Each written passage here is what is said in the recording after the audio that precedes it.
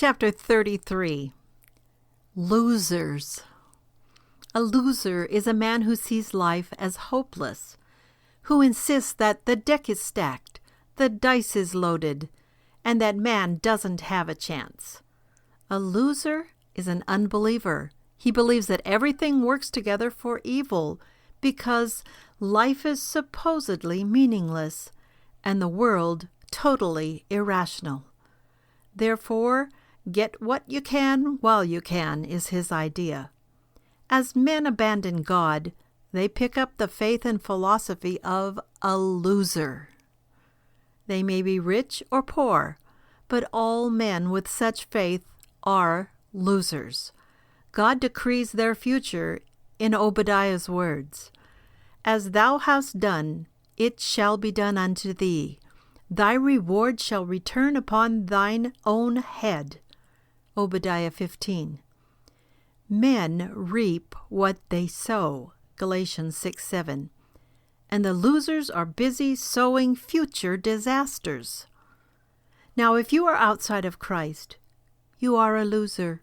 You have ruled out the triune God and in effect declared that the universe is a mindless, senseless accident, so that truth and righteousness are not basic to it. It is then you against the universe, all men, and death. And you are the sure loser, even apart from God's judgment.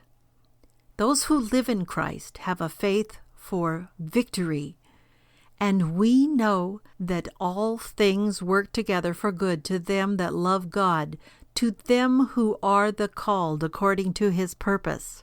Romans 8:28. This means simply that God's holy purpose governs all events, including the fact of sin, to make it add up finally for good. Instead of being losers, we are inescapable winners. Ours is a faith for victory. Thus, if you are Christ's, stop talking about defeat. There is a world to be conquered, and we are the people called to do it. We do not bring a percentage or a numerically ranked ration of love to each task or person, but God's appointed way. John tells us that we love our brethren in Christ because we love the Lord.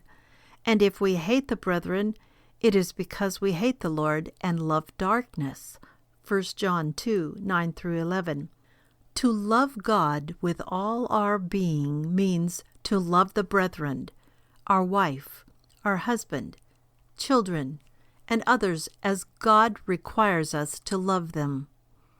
When all our being is given to the love of God, this means also that all our being is also given to loving what God has appointed us to love.